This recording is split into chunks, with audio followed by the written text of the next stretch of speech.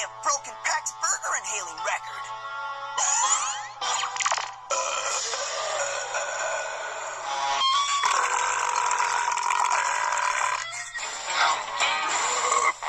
Me, absolutely.